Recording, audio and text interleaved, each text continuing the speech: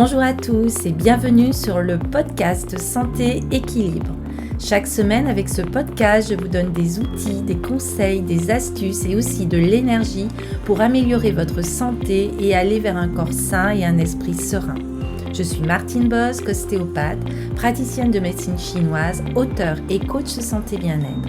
Vous pouvez me retrouver sur mon site internet www.equilibrenco.com. Alors mettez-vous à votre aise, installez-vous confortablement et c'est parti pour l'épisode du jour.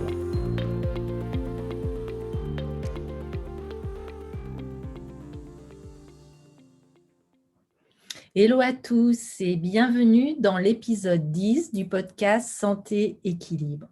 Je vais continuer à évoquer avec vous la philosophie d'Ho'oponopono. Et pour cela, je me suis inspirée des écrits de Jean Graciet.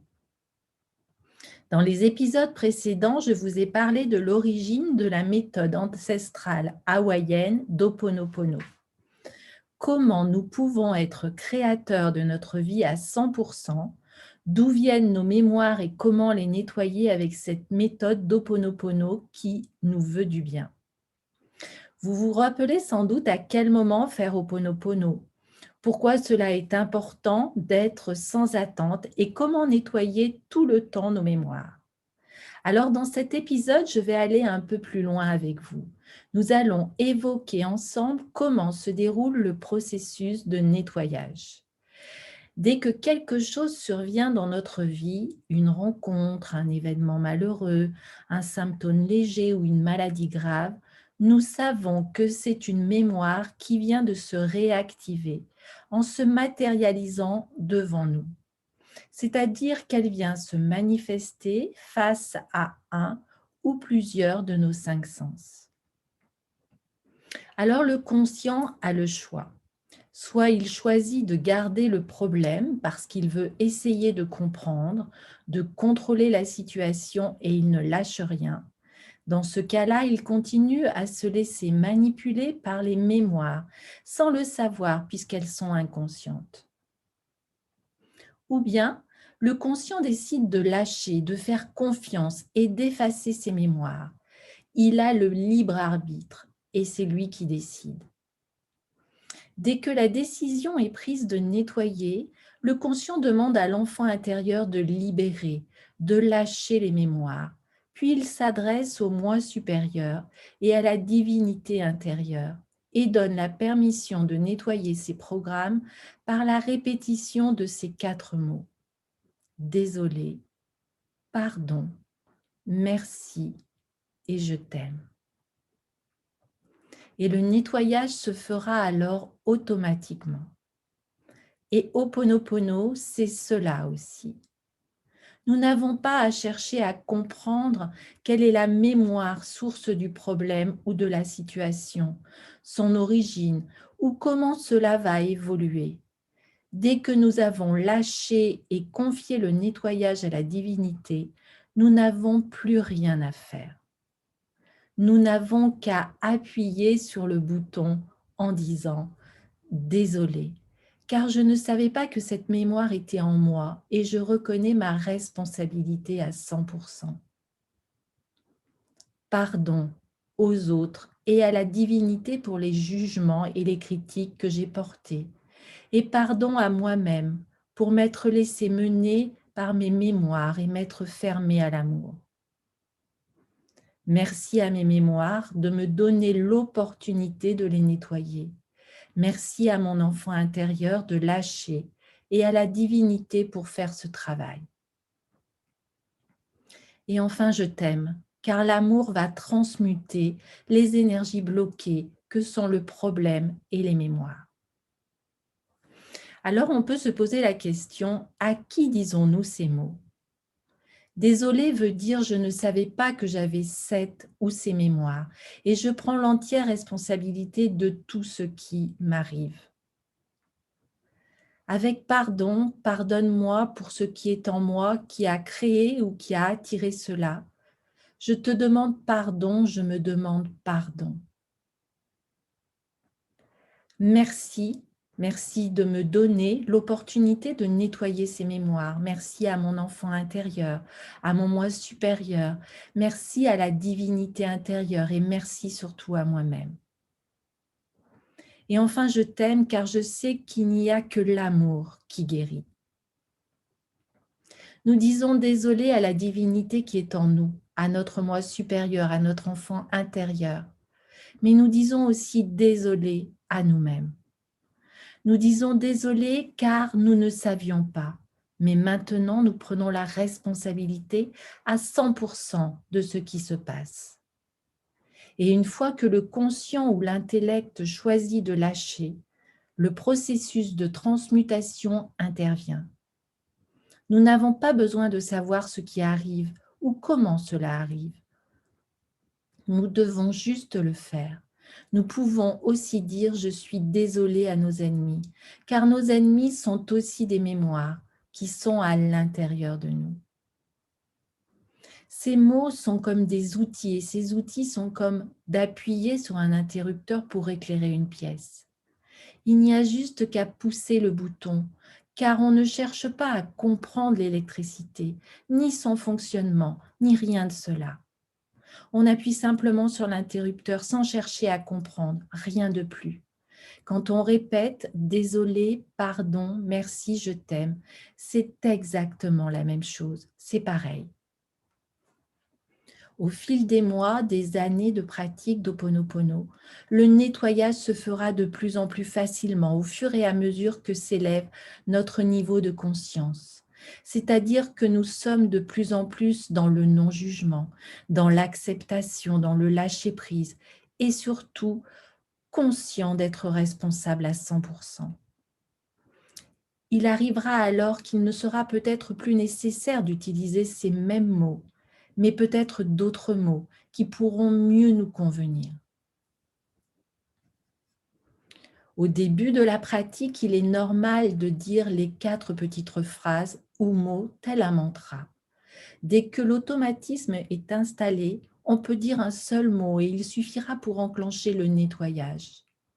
Alors dire seulement merci peut suffire. D'ailleurs, quel que soit le mot choisi, il agira de même. Quand on dit ces mots en conscience, plus c'est simple et plus c'est efficace. Et à ce niveau, chaque mot contient le sens de tous les autres. Mais nous pouvons employer d'autres outils de nettoyage. Au fur et à mesure que nous nettoyons, nous nous approchons de tel état de vide, l'état zéro dont parle le docteur Len. Et c'est à ce moment-là que l'inspiration nous arrive. C'est dans cette fréquence zéro que nous recevrons de nouvelles informations, de nouvelles idées. C'est là que, sans y avoir pensé, peut-être qu'une nouvelle manière de nettoyer nous viendra. Alors faisons-nous confiance, laissons faire notre propre inspiration, car nous avons toutes les réponses en nous-mêmes. Il n'y a pas de règle pour nettoyer. Utilisons tout simplement celle qui nous semble le mieux pour nous, sans nous poser plus de questions. Alors, doit-on mettre une intention particulière quand nous utilisons ces outils? Désolé, pardon, merci, je t'aime. Non, il n'y a aucune intention à mettre quand on nettoie les mémoires, sauf celle d'être en paix. Quand nous nettoyons notre maison, devons-nous avoir une intention particulière? Bien sûr que non, sauf le désir d'être bien dans sa maison propre, rien de plus. Dire en conscience ces 4 petits mots nous permet de lâcher prise et de donner la permission à la divinité intérieure d'effacer ses programmes inconscients et d'ouvrir les portes qui mènent à la paix. La question qu'on peut se poser aussi est: peut-on nettoyer pour quelqu'un d'autre? On ne peut pas nettoyer pour quelqu'un d'autre, mais toujours pour nous-mêmes. Bien sûr, si un de nos proches est souffrant, il ne faut pas oublier que ce sont nos pensées ou nos mémoires qui ont créé cela. Alors nettoyons en nous ce qui se manifeste chez cette personne et lâchons toute idée de vouloir quelque chose pour elle. Il n'y a personne en dehors de nous. Nous sommes souvent le problème, nous sommes souvent le responsable. Il ne faut pas oublier qu'il n'y a personne à l'extérieur de nous. L'environnement n'est que l'expression de nos mémoires. Et si nous voulons vraiment aider cette personne, lâcher ce qu'il y a en nous, qui se manifeste chez cette personne, et nettoyons nos mémoires, même si nous ne savons pas quelles sont ces mémoires. Nous nettoyons toujours pour nous-mêmes, et en faisant cela, nous sommes dans l'attente d'aucun résultat. Quand on demande au docteur Lane comment il a fait pour guérir les malades de l'asile psychiatrique où il travaillait, il répond qu'il n'a jamais guéri personne, que ce n'était même pas son intention, mais qu'il s'était contenté de guérir en lui toutes ses mémoires de maladies psychiatriques ou de voyous. Et il a nettoyé inlassablement pendant près de 4 ans.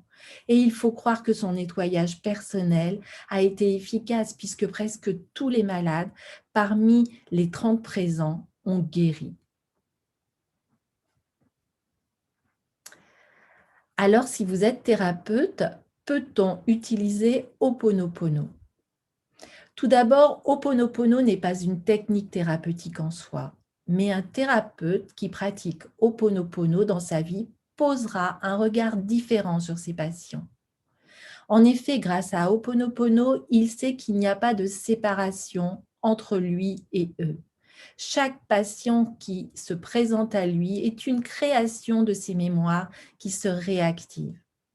Et comme sa pratique d'Ho'oponopono est continue, un lien d'amour va s'établir naturellement entre lui et la personne venue le consulter. Il ne verra alors pas un malade, mais avant tout un être de lumière, comme lui. Puis, en nettoyant ses mémoires et en lâchant prise, lui viendra l'inspiration. L'inspiration qui lui apportera le mot juste, la technique la mieux adaptée ou l'acte le plus approprié qui aidera son patient de la façon la plus efficace qui soit. Le thérapeute peut ainsi nettoyer avant la visite de son patient, pendant la visite et après son départ.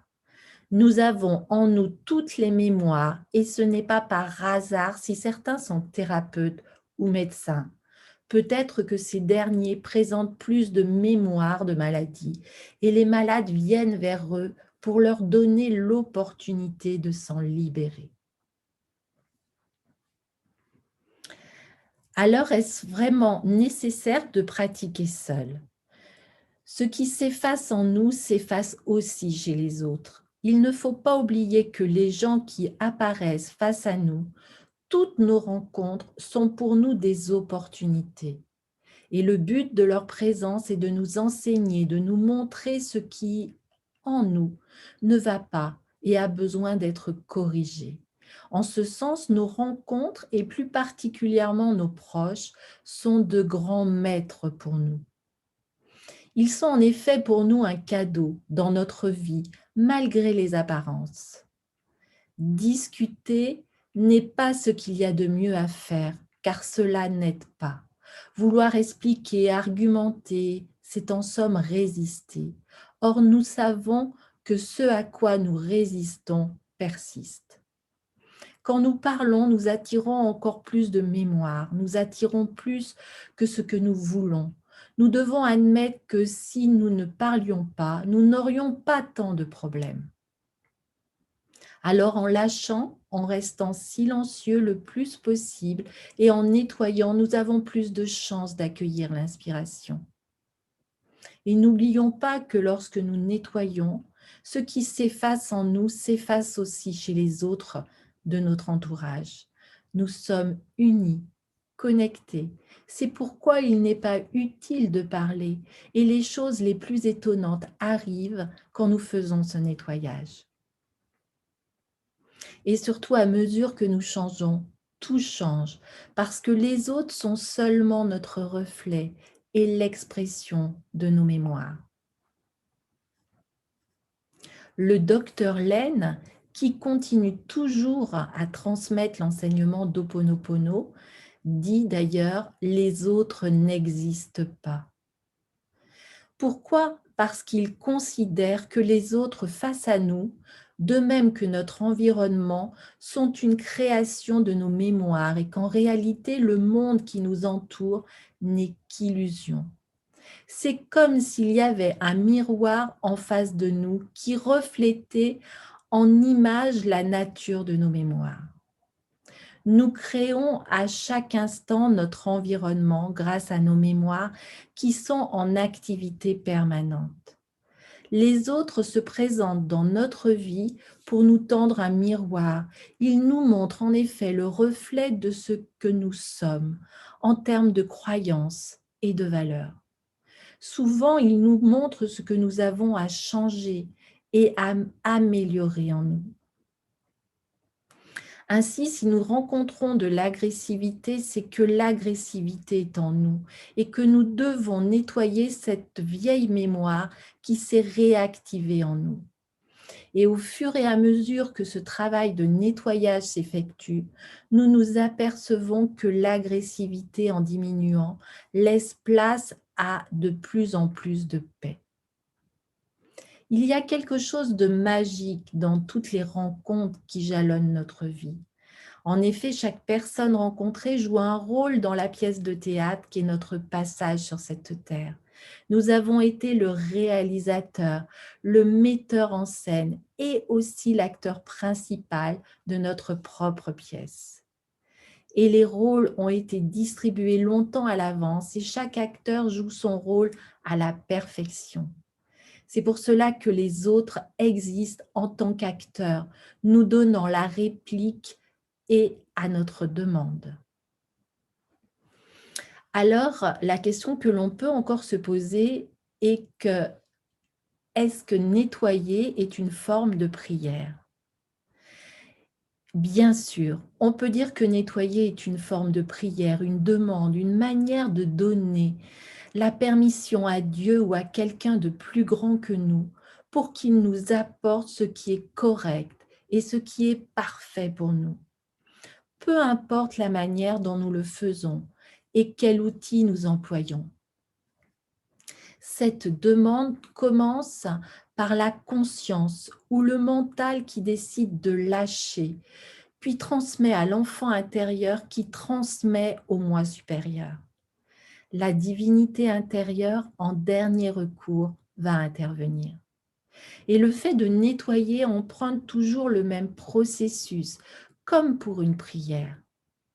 En effet, la connexion avec la divinité passe d'abord par l'enfant intérieur, puis par le moi supérieur ou l'âme. Et eux vont établir la connexion.